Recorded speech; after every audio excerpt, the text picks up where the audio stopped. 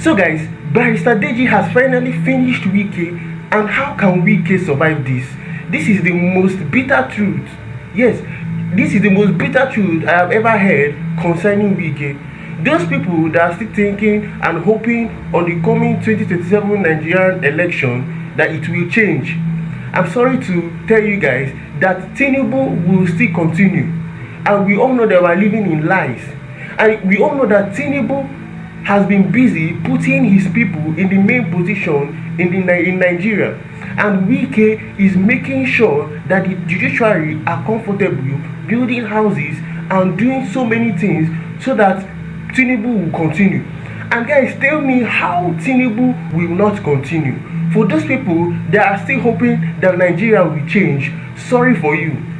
Sorry for you, because a lot is going on that we don't know, and we have to tackle some things now. If we need to work on Nigeria, it needs to start now, because coming 2027 election, the worst will happen. So guys, let me allow you guys watch what Barrister Deji said in this video. So guys, just stick around and watch this video and listen to everything that Barrister Deji said. I'm not good at protocol, so I will not observe any protocol. Yes. So even when if they are VIP, I generally just don't observe.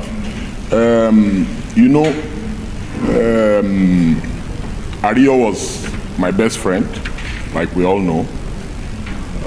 And I remain committed to that friendship until when God says or calls me home. Having said that, I must also say that Nigeria happened to Adeyo, and may Nigeria not happen to you. You see, when we say this prayer, people think it's a small prayer, but people don't understand how deep this prayer is. Nigeria happens to you when the system has been programmed to fail ab initio. And that's why Adeyo could not even get proper diagnosis on time. We didn't know what, so it was more or less a try and error thing. Oh, he has pneumonia. Oh, it's COVID. Oh, it's this. So they just kept diagnosing. They were just guessing. It's like when you take your car to a mechanic that is not a professional. He will say, oh, it's the carburetor. Oh, he will say, oh, it's the injector cleaner. Oh, it's this. So that was what happened to late Adeyanju Angrily, which was very unfortunate. I think Dr. Sam will bear me witness that over a year ago, we were here and we're having this same debate before the general elections. And Mike Guinea was here and others, and they were sounding so optimistic about the election. I was the only one who told them that the election would be rigged. I was the only one who told them that the beavers will not work. I was the only one who told them that electoral transmission of votes will not happen. I was the only one on this pulpit who said Tinubu will win. I was the only one. So you are here first of all? Yes. That was what he accused me of that time. Yeah, myself and Igini, we took a bet. Igini was beating his chest that elections were going to be free and fair, this and that. He said that the beavers, in fact, his word was that his word was that the beavers is a game changer. And I laughed. I said, beavers will not change any game. And I referenced 2019 election when I was speaking, and I said, Buhari lost that election. But immediately results started coming in, and they discovered Buhari was losing. They stopped transmission, and they switched off the server. And INEC went to court to say that they don't have a server. Before the election, the INEC chairman told Nigerians that there was a server before the election. And I said, if history is anything to go by, the 2023 election is not going to be any different. And all the speakers here disagreed with me. I said, okay. I told them, I said, we are just a month and they're about to go. And I'll be proven right. And I've been proven right. I do not want to sound like a bad prophet, like a prophet of doom, like I always sound. Like Dr. Sam accused me then, and I don't want him to accuse me of same today. But ours is a nation where Wike is building mansions for judges. This is a man who has been severally accused of trying to put judges in his front pocket. Same Wike has his cousin in INEC as an INEC commissioner. It was that guy that just conducted a election. That is the country where you believe that elections will be free and fair. Or that when they are not free and fair, that you can get some recourse in the courts. We joke too much in this country. Ours is a country where we do the same thing over and over again, but we expect different results. It will never happen. You see, my big sister and leader in the struggle has just finished speaking before me. And she put the word rightly that how can we talk about judicial independence when even the procedure for recruitment for judicial officers is already corrupted? No politically exposed person should be a judge. No politically exposed person should be a judge. No politically exposed person should be in INEC. 85% of people in INEC today, they are politicians.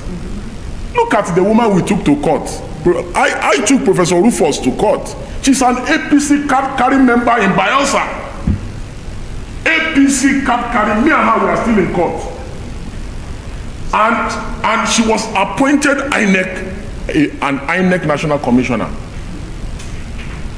Look at Wike's cousin. He's a national commissioner in INEC.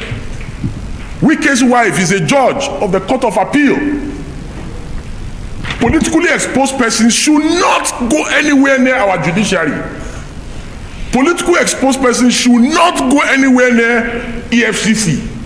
The reason why you see some of these things happening today, where EFCC wants to carry out an operation and the Abelo already has a hint before the operation happens, is because go and look at the recruitment process for EFCC in the last 10 years. It's politicians, senators, House of Reps, they bring their children, their cousin, they bring a list. How can you have politically exposed persons, you want them to fight corruption? It can never happen. How can you have politically exposed persons in the judiciary? The wife of a known politician is a judge. The cousin of a known politician is in an institution that is supposed to be called Independent National Electoral Commission. Remove the word independent from there when you have politicians running the place. So you cannot expect any credible outcome from INEC. See, the locus classicus case of the Abiola's case as to regards to even the insinuation of bias alone, once the right-thinking members of the society feel that the judiciary is biased, it's already one of the greatest indictments that can happen to the judiciary. And that is why the Supreme Court said in that case that whenever anyone is of the view that the court is biased, that the judges must recuse themselves. So a situation where before the electoral process starts, the process is already rigged, you cannot expect anything credible out of the process. I hate to say this, as of today, Tinubu runs PDP, and he runs Labour Party, and he runs NMPP, and he runs APC. What we currently have today is a one-party state. Because the national chairman of PDP reports to Bola Ahmed Tinubu. The national chairman of Labour Party, Julius Aburi, reports to Tinubu. The national chairman of NMPP reports to Tinubu. And of course, Ganduje reports to Tinubu. So, it boils down to what my leader said before me, that it's about credibility. Ours is a nation where credibility means nothing, where people do not value integrity, where people think of stomach infrastructure before they think of character. Because if not, the only person that has even attempted or tried to bring some form of restoration in removing some of the moles of the APC in his political party is Peter Obi, who has tried to remove Aburi. Even the PDP cannot hold his neck And it is Wike's men and the president's men that runs the PDP. The NNPP, they are not even pretending about it. It is the president's men that runs the NNPP. So, and how can you have credible elections without strong, credible political parties? It is when the political parties are strong, like we are currently seeing in the US, keenly contested elections. You can see the political party system structure in the US, very healthy, very independent. You can see that the Electoral Commission in the US is independent. You don't have political office holders, political party members being appointed into, you know, the electoral system in the US, and that is what makes this institution strong. Again, most ironic is the issue about collecting of money, vote buying. The people that collected 10,000 naira in Edo, are they still having a good time? The INEC officials that were bribed with 10 million, 20 million, today, 20 million is the new 300K or 500K. Because no matter how much money for compromise you collect, it can never be enough. And that is why you see former governors who stole billions, 12 months down the line, they already look broke, wrecked. The money is cost. Corruption money is cost. I have never seen someone that stole government money that is doing well. I have never seen it. And they are never satisfied. They are always looking for more and more and more. So at a point we need to get to a situation, we need to get to a spot in this country where we tell ourselves, yes, that we have been bad enough as citizens, we have been bad enough as leaders, and that we want to make amends for all our bad deeds. Until we get to that level, I don't see this country sincerely moving forward. Again, the most heartbreaking of all our plights in this country is the allegations and counter-allegations of judicial compromise and corruption. Nothing breaks the heart more. The reason why our economy is bad is because of those allegations. There's no economy that can survive a nation where the judiciary is not truly independent. It is so sad that nobody is going to come and invest here if they are not sure that they can get judicial redress when businesses go wrong. Again, it's also very important to note that the idea that oh, elections can be won by campaign, you know, by ideas, is always very alien to me, because elections have never been won based on ideas or campaign here in recent history. What determines the outcome of election is just like how Dr. Sam rightly painted it one time, is the person who has the more capacity to command the army, the police, INEC, and buy votes. How do we fix that irony that keeps happening every election, whether it's an off-cycle election, whether it's a general election? How do we fix that? That should be the primary concern of government. For me, the first step in fixing that is that this set of, and I am of the Shore school of thought that all this cosmetic 4-year election, it cannot change anything. That we must dismantle the corrupt entity called Nigeria. And that the only way to dismantle the corrupt entity called Nigeria is that we must start afresh. But any race that somebody is going into and they are tying load, for instance, 100-meter dash, and they put, and all the athletes, only one of them has not been put load on his head. And only, because what happens is that the party in power puts load on the head of everybody that is contesting with. So there's no level playing field. So there's no way that such an outcome can be credible. So every time the party in power runs to the end of the track and is declared a winner, it's not a free and fair contest, because a level playing field has not been. So we need to dismantle the system to say everybody in INEC, they are all working for the ruling party. We can't have a credible election like that. Everybody in the security, go and look at it. In Edo, they were arresting a particular party's member. Local government by local government, they had a list. So they arrest people that they feel that will pose threats to them on election day. And do you know the funny thing? Charges were never brought against those people. They were released 2 days after election, when the aim has been achieved. And INEC is our greatest problem in this country. After INEC are the security agencies as regards to election. And I'll tell you why INEC is our greatest problem. Since 1999 till date, every election we have ever had in this country, people bought votes, people stole ballot boxes, documented on video, everything. People did electoral violence, all kinds, in thousands, from 1999 till date. That is about 25 years. Not one person has been put on trial by INEC. Not one person in 25 years has been prosecuted for electoral offenses in Nigeria. Not one. So, indeed, INEC is our number one problem.